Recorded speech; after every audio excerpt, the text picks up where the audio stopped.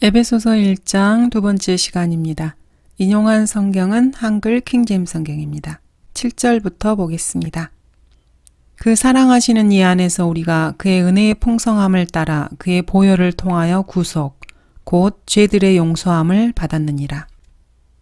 그 사랑하시는 이 안에서 우리가 그의 보혈을 통하여 구속되었다는 이 말씀은 그 앞의 구절들과 참으로 잘 어울립니다. 용서와 구속이 없다면 우리는 하나님께 받아들여질 수 없습니다. 구약 성도들은 죄가 용서되기는 하였지만은 최종적인 의미에서 볼 때 구속되지는 않았습니다. 출애굽기는 이렇게 기록하고 있습니다. 자비를 수천 대까지 간직하며 죄악과 허물과 죄를 용서하나 범법자가 결코 깨끗게 되지는 아니하리니 그 조상들의 죄악을 그 자손들과 그 자손들의 자손들 3, 4대까지 미치게 하느니라. 구약에서는 죄악과 허물들과 죄를 용서하긴 하셨지만은 범법자가 결코 깨끗하게 되지는 못하였습니다. 죄를 그냥 눈감아 주신 것입니다. 동물의 피로 죄들을 그냥 눈감아 주신 것일 뿐입니다. 송아지의 피로는 이 죄악들을 완전히 제거하는 것 자체는 불가능했습니다. 구약 성도들은 자신들의 저지른 죄들을 염소와 송아지의 피로 그냥 덮어두었을 뿐입니다. 이 덮개 아래에는 여전히 죄가 존재하는 것입니다. 그러나 신약에서는 하나님의 피인 주 예수 그리스도의 십자가의 보혈로 인해서 모든 죄가 완전히 제거된 것입니다. 죄 자체가 없어진 것입니다. 이것은 구약과 신약 성도들 간의 엄청난 차이입니다. 둘 다 죄가 용서되었지만은 구약에서는 죄 자체가 그대로 있었고 신약에서는 예수 그리스도의 보혈을 통해서 이 구속을 통해서 예수님의 피를 믿는 사람들은 이 죄가 완전히 제거된 것입니다. 하나님 보시기에 신약 성도들에게는 이 죄가 없는 것으로 보입니다. 이것은 참으로 놀라운 일입니다. 인간의 머리로는 도저히 이해할 수 없는 것이지만 하나님께서는 이런 식으로 신약 시대의 그리스도인들을 보십니다. 예수 그리스도의 피로 덮여진 신약 성도들에게서 하나님께서는 죄를 보지 않으시는 것입니다. 여러분은 이렇게 놀라운 사실을 지성으로 이해하실 수 있겠습니까? 저의 지성으로는 하나님의 이렇게 큰 자비와 사랑을 이해하기가 어렵습니다. 신약 로마서에서는 하나님께서 이렇게 선포하십니다. 하나님께서는 그의 피를 믿는 믿음을 통하여 그를 화목제물로 세우셨으니 이는 하나님의 오래 참으신 가운데서 이전에 지은 죄들을 사하심으로 인하여 그의 의를 선포하려 하심이요. 이렇게 죄인들의 죄를 완전히 사하시고 제거하심으로써 하나님께서는 하나님 자신의 의를 선포하시는 것입니다. 신약 성도들에게는 하나님 자신의 의가 있는 것입니다.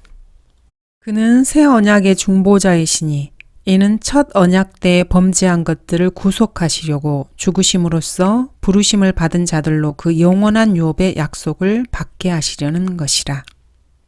구약 성도들은 자신들의 죄가 이미 용서받기는 했지만은 그 죄들에서 구속되기 위해서는 예수 그리스도의 죽음이 필연적으로 따라야 했습니다.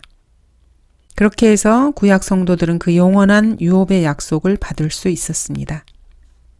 우리 그리스도인들은 주 예수 그리스도의 보혈을 통하여 구속을 받았습니다. 이렇게 중요한 주 예수 그리스도의 보혈을 학자들과 사탄은 모두가 싫어해서 그의 보혈을 통하여를 삭제시켰습니다. 사탄이 성경학자들을 충동시킨 것입니다. 예수님의 보혈을 빼버리고 거기에 그리스도의 죽음으로 바꿔놓은 성경들도 있습니다. 그렇지만 그렇게 기록된 헬라어 필사본은 하나도 없습니다. 사탄과 그의 추종자들이 예수 그리스도의 보혈을 얼마나 싫어하는지, 그것을 빼버리고 싶어 하는지 이러한 성경 병계에서 사탄의 마음을 엿볼 수 있습니다. 사람들에게 피가 부족할 때 생기는 병은 빈혈입니다. 그래서 예수 그리스도의 보혈을 삭제한 소위 말하는 성서들이라는 것은 빈혈 성경이라고 부를 수 있겠습니다. 8절에서 9절입니다. 그 은혜의 풍성하심으로 인하여 그는 모든 지혜와 총명을 우리에게 넘치게 하시어 그의 기쁘심을 따라 자기 안에서 계획하신 바 그의 뜻의 신비를 우리에게 알게 하셨으니 우리 그리스도인들을 예정하신 것이 하나님을 기쁘시게 하셨습니다. 주 예수 그리스도의 형상과 일치하게 하시려고 예정하신 것이 하나님을 기쁘시게 하신 것입니다. 이뿐만 아니라 하나님께서는 주 예수 그리스도를 믿는 그리스도인들을 왜 예정하셨는지 그것을 보여주시는 것도 하나님을 기쁘시게 한다고 말씀하십니다. 성경의 이러한 예정은 칼빈이 말하는 예정과는 전혀 상관이 없습니다. 그리스도인은 죄가 용서되었고 구속받았기 때문에 그 이유로 예정된 것입니다. 이런 이유로 그리스도인들은 그 사랑하시는 이 안에서 하나님께 받아들여진 것입니다. 베드로는 죄들이 미래에 지어질 것이라고 말했습니다. 그래서 사도행전 3장 19절에서 이러한 사실을 알지 못했습니다. 그러므로 너희는 회개하고 돌이키라. 그러면 주의 임재하심으로부터 새롭게 되는 때가 올 때 너희 죄들이 지워지리라. 이렇게 베드로는 죄들이 미래에 지워질 것이라고 설교를 했습니다. 사도행전 3장에서 그렇게 한 것입니다. 그리스도인들이 그 사랑하시는 이 안에서 하나님께 받아들여졌다는 사실을 이때까지 베드로는 알지 못했던 것입니다. 반면 바울은 골로새서에서 그리스도인들에게 이러한 죄들이 이미 과거에 다 지워져 버렸다고 말하고 있습니다. 우리를 거스리고 우리를 대적한 손으로 쓴 법령을 지워버리고 또 그것을 그의 십자가에 못 박아 없애셨으며 하나님의 뜻의 신비는 이렇게 설명이 되는 것입니다. 이는 때가 찬 경륜 안에서 하늘에 있는 것들이나 땅에 있는 것들이나 자신 안에 있는 것들까지도 만물을 그리스도 안에서 하나로 함께 모으려는 것이니라. 그리스도 안에 있는 만물은 일반적인 지칭입니다. 함께 모인 것들은 그리스도 안에서 함께 모인 것들입니다. 자신 안에 있는 것들까지도 라고 강조한 점으로 미루어 보아서 그렇습니다. 구원받지 못한 사람들, 마귀들, 타락한 천사들은 그리스도 안에 있지 않습니다. 그리고 앞으로도 그리스도 안에 있지 않을 것입니다. 만물, all things는 하나님의 모든 다루심, 행위, 계획, 경륜들을 가리킵니다. 하나님께서는 주 예수 그리스도께서 이 계획들의 머릿돌이 되실 것을 정하셨습니다. 계시록 21장과 22장에서 영원히 시작될 때 어린 양께 모든 관심이 집중될 것입니다. 인류 역사가 끝나고 하나님께서 계획하신 영원히 시작될 때 우주 만물과 모든 피조물들은 어린 양께 모든 관심을 집중할 것입니다. 그 도성은 해나 달이 그 안에서 비칠 필요가 없으니 이는 하나님의 영광이 그것을 비추고 어린 양이 그곳에 빛이 됨이라. 우리가 섬기고 있는 주 예수 그리스도께서 영혼에서 빛이 되실 것입니다. 구약과 교회 시대, 대환란, 천년왕국에 구원받은 사람들이 예수 그리스도의 주위에 모일 것입니다. 그분께로부터 하늘이나 땅에 있는 모든 가족이 이름을 부여받았기 때문입니다. 때가 찬 경륜은 아직 미래에 해당합니다. 하늘은 만물이 회복될 때까지 그분을 마땅히 받아들여야 하나니 이는 하나님께서 세상이 시작된 이래로 이 일에 관하여 그의 모든 거룩한 선지자들의 입을 통하여 말씀하신 바니라. 예수 그리스도의 초림으로 예수 그리스도를 통하여 만물을 창조하신 하나님 안에서 세상이 시작될 때부터 감추어져 왔던 신비의 교제가 무엇인지 모든 사람에게 알려지게 되었습니다.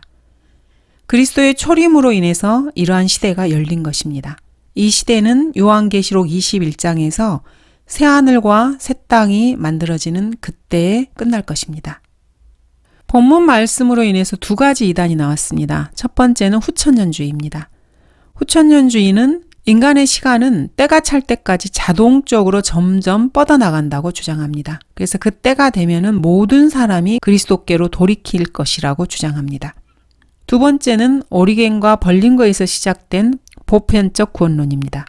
즉 만물은 이 땅의 모든 죄인, 마귀들, 사탄, 타락한 천사들, 지옥에 있는 사람들을 가리킨다는 것입니다. 그래서 이 만물이 회복된다고 주장을 합니다. 보편적으로 모두가 다 결국에는 구원받게 된다는 아주 마귀적인 사상입니다. 심지어는 마귀까지도 회복된다는 것입니다. 그러나 여기서 말씀하시는 모든 것들, things는 사람들이 아닙니다. things, 것들입니다. 이 things에 해당하는 것들에 해당하는 것 중에 하나는 유업입니다. 10절, 11절입니다. 이는 때가 찬 경륜 안에서 하늘에 있는 것들이나 땅에 있는 것들이나 자신 안에 있는 것들까지도 만물을 그리스도 안에서 하나로 함께 모으려는 것이니라. 모든 것을 그 자신이 의도한 대로 행하시는 이의 목적을 따라 우리가 예정되고 그분 안에서 유업을 받았으니. 후천년주의자들과 이렇게 보편적 구원론을 주장하는 자들은 이 things, 이 것들이라는 것을 사물이 아닌 사람들로 만들려고 예를 씁니다. 하지만 이 본문 말씀으로 인해서 그들의 계략이 좌절될 수밖에 없습니다. 본문에서 성령님께서는 조심스럽게 우리에게 유업이 버려지게 되면은 유업이 손해를 입게 된다는 점을 알려주고 계십니다. 하나님께서는 결코 이스라엘을 버리지 않으셨습니다. 이스라엘은 여전히 하나님의 유업입니다. 에레미야서에서는 이스라엘은 그의 유업의 막대기라고 말씀하고 계십니다. 만군의 주 자신의 이름을 걸고 그렇게 말씀하신 것입니다. 우리 그리스도인들은 값주고 사신 그 소유입니다. 유업이 아닙니다. 우리 그리스도인들은 입양되었기 때문에 유업을 가집니다. 우리 그리스도인들은 목적을 따라서 예정되었습니다. 칼빈주의자들은 이 예정이라는 말이 나오는 이 구절을 오해해서 당신은 하나님의 임의의 목적에 따라 구원받기로 예정되었다. 그것은 하나님의 기쁘심을 따라 자기 안에서 계획하신 것이었다. 당신의 의지와는 상관이 없다. 이런 식으로 본문을 해석합니다. 그러나 예정이라는 말의 의미는 이렇습니다. 첫 번째, 미래에 우리 그리스도인들이 그리스도와 같아질 것이라는 것입니다. 이것이 창세전에 미리 예정되었다는 것입니다. 하나님께서는 미리 아심에 근거해서 주 예수 그리스도를 믿고 구원받게 될 사람들을 그분의 아들 예수 그리스도와 일치하게 하시려고, 그분의 형상과 일치하게 하시려고 예정을 하신 것입니다. 구원을 받도록 예정을 하신 것이 아닙니다. 구원받은 사람들을 하나님의 아들의 형상과 일치하게 만드실 것을 예정하신 것입니다. 두 번째는 사람들이 그리스도를 영접하느냐 그렇지 않느냐에 따라서 자녀로 입양할 것을 예정하신 것입니다. 하나님께서 세상에 기초를 놓으시기 이전에 우리로 사랑 안에서 그분 앞에 거룩하고 흠없게 하시려고 그리스도 안에서 우리를 택하시어 하나님의 기쁘신 뜻에 따라 예수 그리스도를 통하여 우리를 자신의 자녀로 입양할 것을 예정하셨으니 이는 하나님께서 그 사랑하시는 이 안에서 우리를 받아들이신 그의 은혜의 영광을 찬양케 하려 하심이니라. 예수 그리스도 안에 있는 사람들을 택하실 것을 예정하신 것입니다. 그 사랑하시는 이 안에서 우리가 그의 은혜의 풍성함을 따라 그의 보혈을 통하여 구속 곧 죄들의 용서함을 받았느니라. 그 은혜의 풍성함으로 인하여 그는 모든 지혜와 총명을 우리에게 넘치게 하시어 그의 기쁘심을 따라 자기 안에서 계획하신 바 그의 뜻의 신비를 우리에게 알게 하셨으니. 12절 이는 먼저 그리스도를 믿었던 우리로. 바울은 에베소인들이 그리스도를 신뢰하기 이전에 자기 자신을 그리스도를 믿는 그룹에 포함시킵니다. 벌린거라는 사람은 그리스도의 몸이 사도행전 28장까지는 시작되지 않았다. 이렇게 주장을 합니다. 그의 주장은 틀렸습니다. 바울이 회심하기 전에 이미 그리스도의 몸은 존재하고 있었습니다. 주 예수 그리스도를 믿고 그분의 피로 구속받은 교회, 그리스도의 몸된 교회가 존재하고 있었습니다. 이 교회를 바울은 박해했던 것입니다. 13절 너희도 진리의 말씀 곧 너희 구원의 복음을 듣고서 그분을 신뢰하였으니 또 너희가 그분을 믿고서 약속의 그 성령으로 인침을 받은 것이니라. 죄인이 말씀을 듣고 복음의 진리를 믿으면 이로 인해서 그 사람은 예수 그리스도를 자신의 구주로 신뢰하게 됩니다.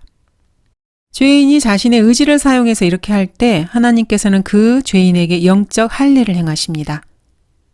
그리고 그 사람을 성령으로 인치십니다. 마치 저장 음식을 담은 병들을 봉인하시는 것처럼 그렇게 성령으로 인쳐주십니다. 그러면 그 죄인은 값주고 사신 그 소유를 구속하기까지 보호를 받습니다. 그리고 구속의 날까지 인치심을 받는 것입니다. 성경을 있는 그대로 읽는다면 이 모든 사실은 너무나 분명합니다. 성도의 몸은 값을 주고 사신받은 것입니다. 성도의 육체적인 몸은 하나님의 소유가 되었습니다. 비록 그리스도인의 혼은 그 사람이 예수 그리스도를 믿을 때 구속을 받았지만은 값주고 사신 그 소유는 휴거가 될 때 구속될 것입니다. 즉 그리스도인의 몸은 휴거 때 구속되는 것입니다. 바울 서신에서 이러한 내용을 뒷받침해 주는 구절들은 허다합니다. 14절 이는 값주고 사신 그 소유를 구속하기까지 우리의 유업의 보증이 되사 그의 영광을 찬양케 하려 하심이니라. 성령님께서는 그리스도인의 유업의 보증이 되셨습니다. 성령을 약속하셨고 성령께서 오실 때 그리스도인들의 양자됨을 증거하십니다. 양자가 되었기 때문에 그리스도인들은 그리스도께서 나타나실 때 진정한 아들로서 그리스도인에게 주어지는 충분한 유업을 받을 것을 확신할 수 있습니다. 우리 그리스도인들이 받게 될 이 유업의 일부는 바로 죄 없는 33세 반에 썩지 않을 남자의 몸입니다. 대가 없이 이 영원한 몸을 그리스도인들은 받게 되는 것입니다. 이것을 하나님께서 미리 예정하신 것입니다. 그리스도인들의 혼은 이미 구속을 받았습니다. 그러나 이 몸의 구속은 휴거 때 받게 되는 것입니다. 변개된 성서들에서는 이렇게 이 두 가지 혼과 몸의 구속을 나누는 것을 혼란스럽게 해서 두 가지를 섞어버렸습니다. 하지만 하나님의 말씀을 존중하는 그리스도인이라면은 이 두 가지를 정확하게 구별할 수 있습니다. 그리스도인은 혼이 이미 구속을 받았습니다. 하지만 이 몸에는 여전히 죄가 존재하고 있고 휴거 때에 이 몸의 완전한 구속을 받게 될 것입니다. 그리스도인들이 믿고 있는 주 예수 그리스도와 동일한 그런 몸을 33세 반에 영원하고 썩지 않고 더럽지 않은 쇠잔하지 않는 그 몸을 휴거 때 받게 될 것입니다. 값주고 사신 그 소유를 구속하기까지. 거짓 성경 교사들은 그리스도인들이 주의 유업이라고 주장합니다. 그러나 우리 그리스도인들은 주의 유업이 아닙니다. 주의 유업이 아니라 그리스도인들은 육체적인 구속을 기다리는 값주고 사신 하나님의 소유물들입니다. 15절 이 때문에 나 역시 주 예수를 믿는 너희의 믿음과 모든 성도를 향한 사랑을 들었으니. 본문은 데살로니가전서 1장 3절에서 10절과 잘 어울립니다. 우리 주 예수 그리스도 안에서 너희의 믿음의 행위와 사랑의 수고와 소망의 인내를 하나님 곧 우리 아버지 앞에서 쉬지 않고 기억함이니 사랑하는 형제들아 너희가 하나님을 선택한 것을 아노라. 이는 우리의 복음이 말로만 너희에게 이른 것이 아니라 능력과 성령과 대단한 확신으로 되었음이니 우리가 너희 가운데서 너희를 위하여 어떻게 했다는 것을 너희도 아는 바라. 또한 너희가 성령의 기쁨으로 많은 환난 가운데서 그 말씀을 받아들여 우리와 주를 따르는 자들이 되었으므로 마케도니아와 아카야에서 믿는 모든 자들에게 본이 되었느니라. 이는 주의 말씀이 너희로부터 마케도니아와 아카야에서뿐만 아니라 하나님을 향하는 너희의 믿음이 퍼져 있는 모든 곳에도 전해졌으므로 우리는 아무것도 말할 필요가 없게 되었습니다. 그들이 우리에 관하여 스스로 말하는 것은 우리가 어떤 방법으로 너희에게 들어갔으며 또 너희가 어떻게 우상으로부터 하나님께로 돌아서서 살아계시며 참되신 하나님을 섬기는지와 또 하나님께서 죽은 자들로부터 살리신 그분의 아들 즉 다가올 진노로부터 우리를 구해내신 예수께서 하늘로부터 오심을 기다린다는 것이니라. 16절 너희로 인하여 감사드리기를 그치지 아니하고 나의 기도에 너희를 말하노라. 16절은 골로새서 1장 9절과 조화를 이룹니다. 이런 연유로 우리도 그것을 들은 날부터 너희를 위하여 기도하고 간구하기를 그치지 아니하노니 곧 너희가 모든 지혜와 영적 지각 안에서 그분의 뜻을 아는 지식으로 충만케 되어. 바울은 에베소서에 있는 성도들을 위해서 다음과 같은 중보 기도를 했습니다. 첫 번째, 지혜와 계시의 영을 그들에게 주시도록 기도했습니다. 두 번째, 지성의 눈을 밝혀달라고 기도했습니다. 세 번째, 그의 부르심의 소망이 무엇인지 알게 해달라고 기도했습니다. 네 번째, 그의 유업의 영광의 풍성함이 무엇인지 알게 해달라고 기도했습니다. 18절 그 아래 부분은 그리스도인들에게 그 능력이 참으로 유용하신 분에 대한 설명을 해주고 있습니다. 그분은 앞에서 언급한 기도를 충분히 공급하시는 그런 분이십니다. 바울의 중보 기도에 충분히 응답해 주시는 분이신 것입니다. 7절부터 보도록 하겠습니다. 우리 주 예수 그리스도의 하나님, 영광의 아버지께서 자기를 아는 지식 안에서 지혜와 계시의 영을 너희에게 주시어 너희의 지성의 눈을 밝히셔서 너희로 하여금 그의 부르심의 소망이 무엇이며 성도들 안에 있는 그의 유업의 영광의 풍성함이 무엇인지 또 그의 강력한 능력의 역사하심을 따라 믿는 우리에게 향하신 그의 능력의 지극히 위대하심이 어떤 것인가를 너희로 알게 하기를 원하노라. 하나님께서 그 능력을 그리스도 안에서 역사하게 하사 그를 죽은 자들로부터 살리셨으며 천상에서 하나님의 오른편에 앉히사 모든 정사와 권세와 능력과 다스림과 이 세상뿐만 아니라 오는 세상에서도 이름 지어진 모든 이름 위에 뛰어나게 하셨으며 또 만물을 그의 발 아래 두시고 그를 만물 위에 머리가 되게 하셔서 교회에게 주셨느니라. 교회는 그의 몸이니 만물 안에 모든 것들을 채우시는 분의 충만이니라. 부패한 성서들은 18절의 지성 understanding을 마음으로 변개시켰습니다. 여기서 말씀하시는 너희의 지성의 눈은 요나단이 사울의 명을 알지 못하고 자신의 손에 있는 막대기의 끝을 벌집 안으로 밀어넣어서 그의 손을 입에 대었을 때 그의 눈이 밝아졌을 때 그것과 같습니다. 또한 이 지성의 눈은 엠마오로 가는 길에서 두 제자가 예수님을 만나고 나서 자신들의 눈이 열린 것과 같은 그런 눈입니다. 그때 그들의 눈이 열려서 주를 알아보자 주께서는 그들의 시야에서 사라지시더라. 눈이 열려서 주를 알아보게 된 것입니다. 눈이 열리기 전까지는 예수님을 예수님으로 알아보지 못한 것입니다. 이것이 바로 지성의 눈입니다. 그리스도인이라면 누구나 하나님의 지식 안에서 지혜와 계시의 영을 원해야만 합니다. 이 지식은 그리스도인에게 구주와 주로서는 물론이고 친구와 동료로서 자신의 구주에 대한 친밀한 지식을 주게 됩니다. 다윗의 아들 솔로몬은 이렇게 말합니다. 이는 지혜와 훈계를 알게 하며 명철의 말씀을 깨닫게 하고 지혜와 정의와 공의와 공평의 훈계를 받게 하며 우매한 자에게는 슬기를 청년에게는 지식과 분별력을 주는 것이라. 현명한 사람은 듣고 학식을 늘릴 것이요 명철한 사람은 현명한 조언들을 얻으리니 이는 잠언과 그 해석을 깨닫고 현명한 자들의 말들과 그들의 난해한 말들을 깨닫게 하려는 것이라. 주를 두려워하는 것이 지식의 시작이거늘 어리석은 자들은 지혜와 훈계를 멸시하느니라. 지성의 눈이 밝혀지면은 이 지혜와 정의와 공의와 공평의 훈계를 받게 되는 것입니다. 이런 기본적이고 확실한 하나님의 지식을 현대의 근본주의자들이나 성경교사, 목사들은 전혀 알지 못하고 있습니다. 하나님의 인격과 일하는 방식에 대한 위대한 구절들은 신약이 아니라 구약에 나옵니다. 어제나 오늘이나 영원토록 변하지 않는 분은 실제적인 인격이십니다. 주님은 생각하시고 상황들에 반응하시며 문제들을 다루시고 일들을 논의하는 방식들을 가지고 계십니다. 계획하고 응답하고 때로는 유머 감각을 표현하는 습관들을 지니신 신격을 지니신 분이십니다.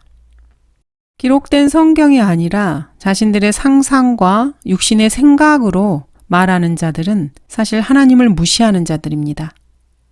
이러한 양상들은 그들 설교와 가르침 곳곳에서 드러납니다. 그들의 저서에서도 곳곳에서 드러나기 마련입니다. 이러한 부패한 성서들을 하나님의 말씀으로 생각하고 가르치는 자들은 기본적으로 실제적인 면에서 하나님의 성품을 전혀 알지 못하는 자들입니다. 하나님의 지식을 갖지 못한 자들은 바티칸 사본과 신의 사본을 믿을 만한 필사본이라고 생각합니다. 그리고 성서가 틀렸다 그래도 별로 반응이 없습니다. 그리고 메시지만 보존하면 된다고 그렇게 생각을 합니다. 그 사람이 아무리 경건한 사람이거나 뛰어난 성품이나 경건한 태도나 개인적인 헌신을 가졌다 해도 그 사람은 하나님을 알지 못하는 사람입니다. 현대 기독교의 종교 지도자들이 가지고 있는 지식은 성경에서 바울이 말하는 지식과는 아주 거리가 멉니다. 바울은 주 예수 그리스도를 아는 지식에 대해서 말하고 있습니다. 4년의 신학 과정, 400시간의 개인적인 헌신, 이런 것들보다는 차라리 이사야서 40장에서 53장이나 욥기 38장에서 42장을 간략하게 공부하는 것이 하나님을 아는 지식을 더 많이 제공해 줍니다. 이사야와 욥이 섬긴 하나님은 육신으로 나타나신 적이 있는 하나님이십니다. 18절은 너희로 하여금 그의 부르심의 소망이 무엇이며 이렇게 말씀하고 계십니다. 그리스도인들의 부르심의 소망은 그리스도 자신이십니다. 하나님께서 거짓말하실 수 없는 이 두 가지 변치 못할 사실로 인하여 우리 앞에 놓여진 소망을 붙잡기 위해 피난처를 찾아 나온 우리로 든든한 위로를 받게 하려 하심이라. 그리스도 그분 자신이 바로 우리 그리스도인들이 공중에서 만날 분이십니다. 또한 그리스도인들이 가지고 있는 소망을 성취해 주실 분이십니다. 로마서 8장 20절에서는 이렇게 기록하고 있습니다. 피조물이 허무한데 굴복하는 것은 자의가 아니요 오직 소망 가운데 그것들을 굴복해 하시는 그분 때문이며 피조물 자체도 그 썩어짐의 속박으로부터 해방되어 하나님의 자녀의 영광스러운 자유에 이를 것이기 때문이라. 모든 창조물이 이제까지 함께 신음하며 고통받는 것을 우리가 아노니 그들뿐만 아니라 성령의 첫 열매들을 가진 우리까지도 속으로 신음하며 양자되는 것 곧 우리 몸의 구속을 기다리고 있느니라.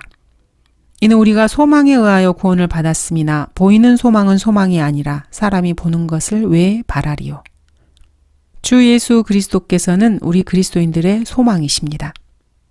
그분께서 우리의 이 소망을 성취해 주실 것입니다. 너희를 위하여 하늘에 쌓여있는 소망 때문이니 이 소망은 너희가 전에 복음의 진리의 말씀 안에서 들은 바라. 우리 그리스도인들은 이렇게 하늘에 쌓여있는 소망을 기다리는 사람들입니다. 18절 성도들 안에 있는 그의 유업의 영광의 풍성함이 무엇인지. 윌리엄스와 벌링거는 극단적 세대주의자들입니다. 이들은 교회가 하나님의 아버지의 유업이라고 주장을 합니다. 이들은 교회가 하늘에서 그분의 유업이 될 것이라는 것을 입증하기 위해서 예를 씁니다. 그렇지만 하나님께서는 어떤 것을 유업으로 결코 받지 않으실 것입니다. 너희를 위하여 하늘에 썩지 않고 더럽지 않고 쇠잔하지 않는 유업을 간직해 두셨으니 이 유업을 그리스도인들을 위해서 간직해 두신 분은 하나님 자신이십니다. 그렇지만 이런 극단적 세대주의자들은 베드로전서가 유대인의 서신이기 때문에 교회에 전혀 적용되지 않는다고 주장을 합니다. 그리고는 참고 구절들을 완전히 무시합니다. 물론 하나님 아버지께서도 유업을 가지고 계십니다. 그들이 내 땅을 더럽혔고 그들이 내 유업을 그들의 혐오스럽고 가증스러운 것들의 시체들로 채웠다고 하나님께서 말씀하셨습니다. 하나님께도 유업이 있으십니다. 야곱의 분깃은 그들과 같지 아니하나니 이는 그가 만물의 조성자시요 이스라엘은 그의 유업의 막대기임이라. 만군의 주가 그의 이름이라. 이스라엘이 여호와 하나님의 유업입니다. 이스라엘이 하나님의 유업이라는 것은 사실 경륜이나 신비보다 성경에서 더 많이 언급되는 핵심적인 성경의 진리입니다. 극단적 세대주의자들은 이러한 진리를 무시하고 있습니다. 19절에서 23절입니다. 또 그의 강력한 능력의 역사하심을 따라 그 능력을 그리스도 안에서 역사하게 하사 그를 죽은 자들로부터 살리셨으며 모든 정사와 권세와 능력과 다스림과 또 만물을 그의 발 아래 두시고 그를 만물 위의 머리가 되게 하셔서 교회에게 주셨느니라. 교회는 그의 몸이니. 그리스도를 죽은 자들로부터 살리신 능력은 성도의 육체적인 몸 안에 있습니다. 예수 그리스도의 부활의 능력에 그 성령께서 그리스도인들 안에 내주하고 계십니다. 사실 이 본문은 외계로의 여행을 다루고 있습니다. 모든 성도들과 함께 그 너비와 길이와 깊이와 높이가 얼마인가를 깨달을 수 있게 해달라고 바울은 말하고 있습니다. 우주의 크기의 규모를 성도들이 알기를 바라는 것입니다. 우주 여행을 시사하고 있습니다. 예수 그리스도를 죽은 자들로부터 살리신 그 능력이 이 세상의 대기권, 전리층, 일탈권을 벗어나서 태양계를 통과해서 S자 모양의 성운을 지나 은하수와 성운과 성단을 통과해서 북쪽 빈 공간을 지나 알파 드라코니스 위쪽으로 주 예수 그리스도를 끌어올리셨습니다. 또한 우리 그리스도인들을 그쪽으로 끌어올릴 것입니다. 주 예수 그리스도를 현재의 위치, 즉 셋째 하늘로 끌려 올리신 그 능력은 이 땅에 살고 있는 질그릇들인 우리 그리스도인들 안에도 거하십니다. 너희가 하나님의 성전인 것과 하나님의 영께서 너희 안에 거하시는 것을 알지 못하느냐. 그리스도인들의 몸은 하나님의 성전이고 그 몸 안에 하나님의 영이신 성령께서 거하고 계십니다. 이 성령은 주 예수 그리스도의 부활의 능력이 되신 분입니다. 이 말씀을 통해서 우리는 결론을 도출해 볼 수 있습니다.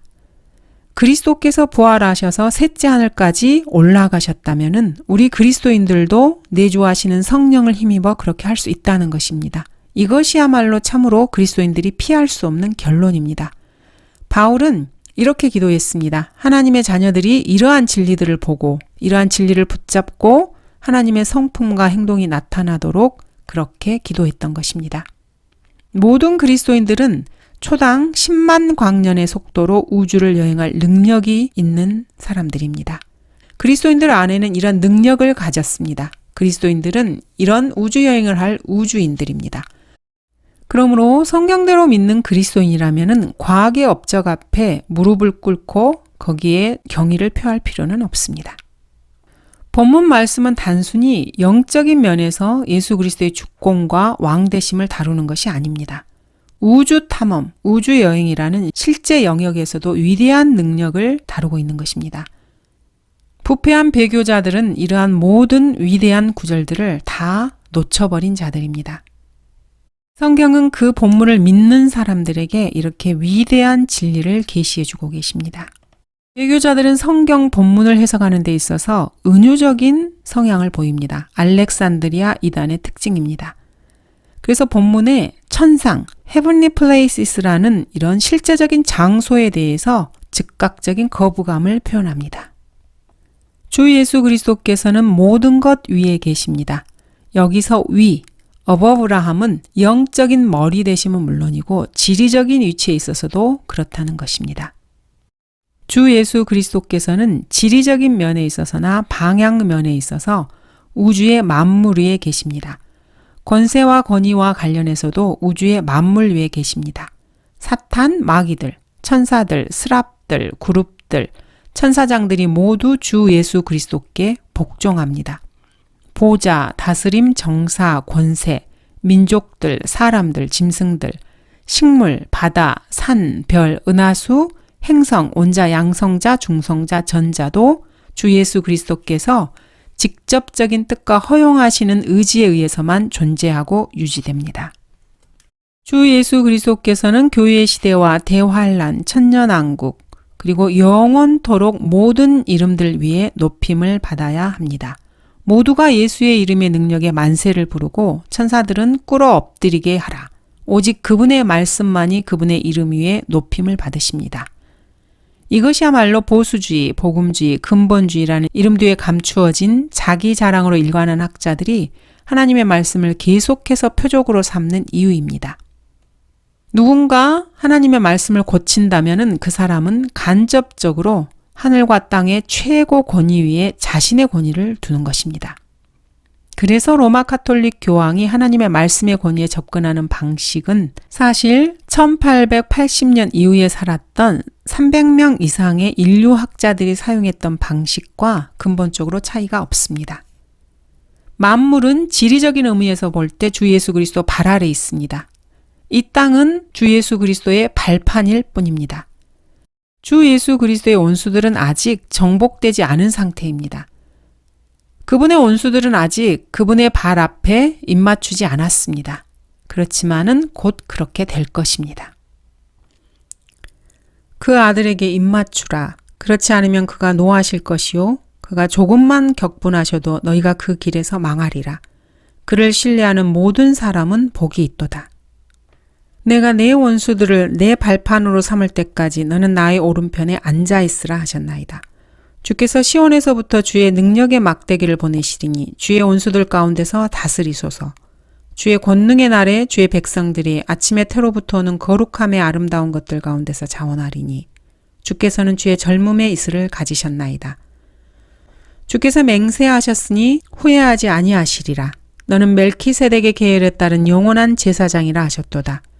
주의 오른편에 계신 주께서 그의 진노의 날에 왕들을 쳐 부수시리라. 그가 이방 가운데서 심판하실 것이요 시체들로 그것들을 가득 채우시며 여러 나라의 머리들을 상하게 하시리라. 주 예수 그리스도의 재림의 모습입니다. 하나님께서는 그를 지극히 높이시고 모든 이름 위에 있는 한 이름을 그에게 주사 가장 높은 이름을 주 예수 그리스도께 주신 것입니다. 예수 그리스도께서는 교회의 머리이십니다. 과거, 현재, 미래에도 유일한 교회의 머리이십니다. 그리스도인들은 성령으로 이 몸에 들어갔습니다. 그리고 성령으로 그 안에서 침례를 받았습니다. 이 몸에는 보이는 머리는 없습니다. 하나님은 한 영이시기 때문에 그 머리도 영적인 머리여야만 합니다. 그리스도인들의 머리는 하늘에 계시고 우리 그리스도인들은 그리스도의 지체가 되었습니다. 그리스도인들은 결코 멸망에 빠질 수 없습니다. 장성한 어른이 접시물에 빠져 죽을 수 없는 것과 같은 이치입니다.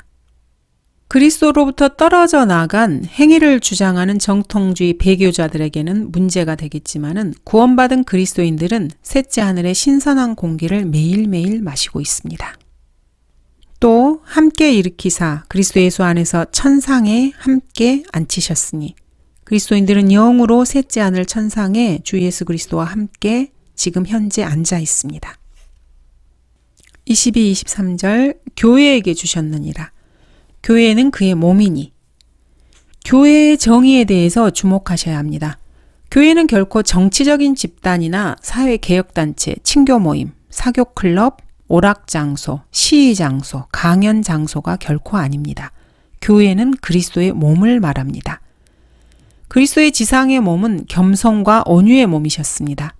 그리스도께서 지상에 계셨을 때 주님께서는 잃어버린 자를 찾았고 말씀을 믿었으며 형식주의나 의식주의를 결코 묵과하지 않으셨습니다. 가나안 사람들을 개들로 언급하셨고 에큐메니칼 공회를 향해 진노하셨고 가시 면류관 외에는 그 어떠한 면류관도 쓰지 않으셨습니다. 지금 여러분의 교회의 모습은 어떻습니까? 23절 만물 안에 모든 것들을 채우시는 분의 충만이니라. 예수 그리스도의 영적인 몸은 교회입니다. 그분의 육체적인 몸은 지극히 높으신 분의 오른편에 현재 앉아 계십니다. 그분의 영적인 몸은 만물 안에 모든 것들을 채우시는 그의 충만입니다.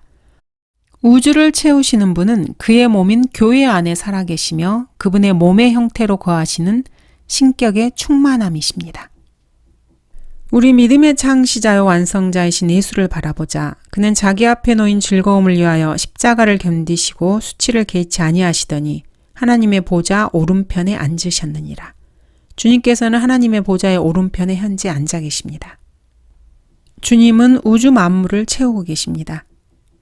주여 주께서 태초에 땅의 기초를 놓으셨고 하늘들도 주의 손으로 만드신 작품이니이다. 그것들은 멸망할 터이나 주께서는 영전하시오니 그것들은 모두 겉옷처럼 낡아지리이다. 주께서 그것들을 옷처럼 말아버리시리니 그리하면 그것들은 바꿔질 것이나 주는 동일하시며 주의 연대는 끝이 없으리이다. 그러나 하나님께서 어느 때 천사들 중 어느 누구에게 내가 내 원수들을 내 발판으로 삼을 때까지 너는 내 오른편에 앉아 있으라고 말씀하신 적이 있느냐? 그분 안에는 신격의 모든 충만함이 몸의 형태로 거하시나니. 감사합니다.